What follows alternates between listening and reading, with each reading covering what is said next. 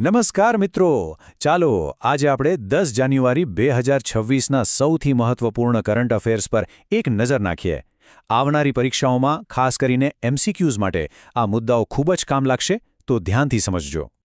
આજની ચર્ચાને આપણે સરળતા માટે 5 ભાગમાં વહેંચી છે, જેમાં મહત્વપૂર્ણ દિવસોથી લઈને અર્થતંત્ર, રાજ્યોના ખાસ સમાચાર, આંતરરાષ્ટ્રીય ઘટનાઓ અને છેલ્લે કેટલીક નવીન નિમણૂકોનો સમાવેશ થાય છે. તો ચાલો જરા પણ સમય બગાડ્યા વિના શરૂઆત કરીએ. સૌથી પહેલાં વાત કરીએ મહત્વપૂર્ણ દિવસો અને ઘટનાઓની. જોઈએ કે પરીક્ષા માટે કઈ તારીખો અને તેનું શું મહત્વ છે. તો 10 જાન્યુઆરી એટલે વિશ્વ હિન્દી દિવસ. આ દિવસનો મુખ્ય હેતુ, જેમ કે નામ પરથી જ ખબર પડે છે, દુનિયાભરમાં હિન્દી ભાષાને પ્રોત્સાહન આપવાનો છે. હવે આ તારીખ કેમ ખાસ છે? કારણ કે 1949માં આ જ દિવસે યુનાઇટેડ નેશન્સની જનરલ એસેમ્બલીમાં પહેલીવાર હિન્દી ભાષાનો ઉપયોગ થયો હતો. જો કે એની સત્તાવાર ઉજવણી તો 2006થી શરૂ થઈ. પણ અહીં એક વાત ખાસ ધ્યાન રાખવા જેવી છે. પરીક્ષામાં ઘણીવાર કન્ફ્યુઝન થાય છે. વિશ્વ હિન્દી દિવસ છે 10 જાન્યુઆરી, જ્યારે રાષ્ટ્રીય હિન્દી દિવસ આવે છે 14 સપ્ટેમ્બરે. આ બંને તારીખો વચ્ચે ભૂલ ન થાય એનું ખાસ ધ્યાન રાખજો. આ એક ક્લાસિક ટ્રેપ ક્વેશ્ચન છે. ચાલો હવે આગળ વધીએ અને અર્થતંત્ર અને ટેકનોલોજીના કેટલાક રસપ્રદ સમાચારો જોઈએ. અર્થતંત્રમાં પહેલો મુદ્દો છે ફેડરલ બેંક વિશે. એમણે તાજેતરમાં ફોર્ચ્યુના વેવ નામની એક નવી બ્રાન્ડ આઇડેન્ટિટી એટલે કે નવી ઓળખ રજૂ કરી છે.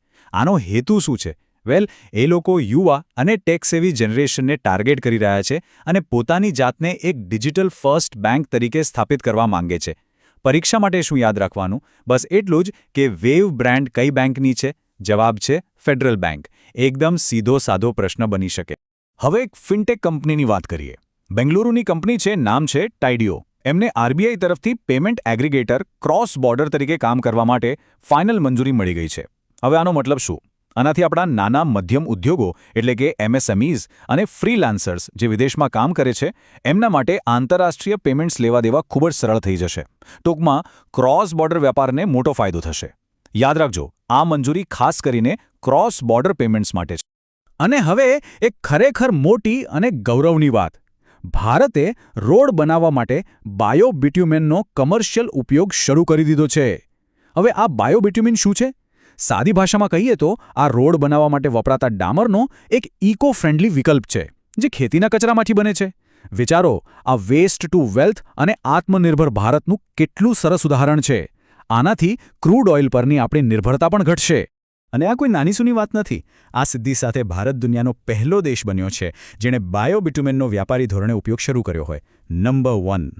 ચાલો હવે કેટલાક રાજ્યોના મહત્વપૂર્ણ સમાચારો પર નજર કરીએ.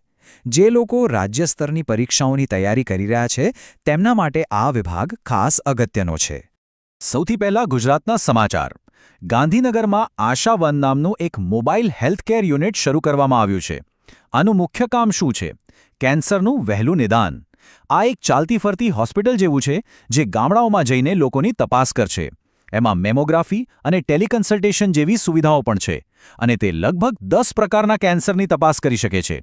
પરીક્ષામાં પૂછાઈ શકે કે આશા વનનો મુખ્ય ઉદ્દેશ્ય શું છે?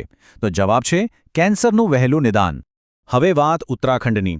Inter operative criminal justice system એટલે કે ICJS 2.0 એના અમલીકરણમાં ઉત્તરાખંડ આખા દેશમાં પ્રથમ નંબર આવ્યું છે. આ ICJS શું છે? એક ડિજિટલ પ્લેટફોર્મ છે જે પોલીસ, કોર્ટ, જેલ જેવી બધી જ એજન્સીઓને એકબીજા સાથે જોડે છે, જેથી કેસ ઝડપથી ચાલે. ઉત્તરાખંડનો સ્કોર રહ્યો 93.46. પરીક્ષા માટે ટોચના 3 રાજ્યો યાદ રાખવા જેવા છે: ઉત્તરાખંડ, પછી હરિયાણા અને ત્રીજા નંબરે આસામ. અહીં તમે ગ્રાફમાં જોઈ શકો છો કે ઉત્તરાખંડ 93.46ના સ્કોર સાથે કેટલું આગળ છે. તેમની કામગીરી ખરેખર પ્રશંસનીય છે. આ એક ખૂબ જ રસપ્રદ સમાચાર છે. આસામ અને મધ્યપ્રદેશ વચ્ચે વન્યજીવોની આપ-લે માટે એક કરાર થયો છે. થયું એવું છે કે આસામ મધ્યપ્રદેશને જંગલી ભેંસ, એક શિંગડાવાળા ગેંડા અને કિંગ કોબ્રા જેવા પ્રાણીઓ મોકલશે, અને એના બદલામાં મધ્યપ્રદેશ આસામને વાઘ અને મગર આપશે. આનો હેતુ એ છે કે જે તે વિસ્તારમાં લુપ્ત થઈ ગયેલી પ્રજાતિઓને ફરીથી વસાવી શકાય. પર્યાવરણ સંરક્ષણ માટે આ એક અનોખો અને સારો પ્રયાસ છે. ચાલો હવે આપણે દેશની સરહદોની બહાર નજર કરીએ અને આંતરરાષ્ટ્રીય તથા સંરક્ષણ ક્ષેત્રના કેટલાક મહત્વના સમાચારો જોઈએ. નવી દિલ્હીમાં ભારતીય ભાષાઓ પર ત્રીજી આંતરરાષ્ટ્રીય કોન્ફરન્સ યોજાઈ. આનું ઉદ્ઘાટન આપણા ઉપરાષ્ટ્રપતિએ કર્યું હતું. આ કોન્ફરન્સનો મુખ્ય હેતુ એ જ હતો કે આપણી ભાષાઓને કેવી રીતે બચાવી શકાય, કેવી રીતે એનો પ્રચાર કરી શકાય, એના પર ચર્ચા કરવી. એમાં ટેકનોલોજી અને શિક્ષણ નીતિની ભૂમિકા પર ખાસ ભાર મૂકાયો. પરીક્ષા માટે સ્થળ યાદ રાખવું જરૂરી છે. નવી દિલ્હી. હવે એક સંરક્ષણ ક્ષેત્રના સમાચાર. સાઉદી અરેબિયામાં ગલ્ફ શિલ્ડ 2026 નામની એક મોટી મિલિટરી એક્સરસાઇઝ થઈ. આમાં ગલ્ફ કોઓપરેશન કાઉન્સિલ એટલે કે GCC દેશોએ ભાગ લીધો. આ કવાયતનો હેતુ સ્પષ્ટ છે: પ્રાદેશિક સુરક્ષા વધારવી, સૈનિકો વચ્ચે તાલમેલ સુધારવો અને લડાઈ માટેની તૈયારીઓ ચકાસવી. આનાથી એ પણ ખબર પડે છે કે આખા ગલ્ફ ક્ષેત્રમાં સાઉદી અરેબિયાની ભૂમિકા કેટલી મહત્વની છે. અને હવે આપણે આજના અંતિમ અને ખૂબ જ મહત્વપૂર્ણ વિભાગ પર આવી ગયા છીએ: નવી નિમણૂકો. પરીક્ષામાં અહીંથી એકાદ પ્રશ્ન તો હોય જ છે. પહેલી નિમણૂક છે ન્યાયિક ક્ષેત્રમાંથી. ન્યાયાધીશ મનોજ કુમાર ગુપ્તા ઉત્તરાખંડ હાઈકોર્ટના નવા ચીફ જસ્ટિસ બન્યા છે. સુપ્રીમ કોર્ટ કોલેજિયમે તેમની ભલામણ કરી હતી. આ પહેલાં તેઓ અલ્હાબાદ હાઈકોર્ટમાં હતા. તો યાદ રાખજો, ઉત્તરાખંડ હાઈકોર્ટના નવા મુખ્ય ન્યાયાધીશ મનોજ કુમાર ગુપ્તા. બીજી મહત્વની નિમણૂક વૈજ્ઞાનિક ક્ષેત્રે છે. શ્રી A.K. બાલાસુબ્રમણ્યમ પરમાણુ ઉર્જા નિયામક બોર્ડ એટલે કે AERBના નવા ચેરમેન બન્યા છે.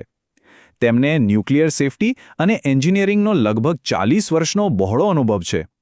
આ ખૂબ જ જવાબદારીભર્યું પદ છે અને તેમની નિમણૂક ખૂબ મહત્વની છે. તો આ હતા આજના કેટલાક સૌથી અગત્યના કરંટ અફેર્સ. જો આપણે આખા દિવસની ચર્ચાનો સાર કાઢીએ તો બાયોબ્યુટ્યુમેન્ટમાં ભારતનું પ્રથમ સ્થાન, ICJS રેન્કિંગ અને આ નવી નિમણૂકો, આ બધા મુદ્દાઓ પરીક્ષા માટે ખૂબ જ મહત્વપૂર્ણ છે. હવે જતાં એક સવાલ: આજની ચર્ચામાંથી એવા કયા મુદ્દાઓ છે જે પરીક્ષામાં જોડકા જોડો પ્રકારના પ્રશ્નમાં પૂછી શકાય? જરા વિચારજો. ફરી મળીશું નવા કરંટ અફેર્સ સાથે. નમસ્કાર.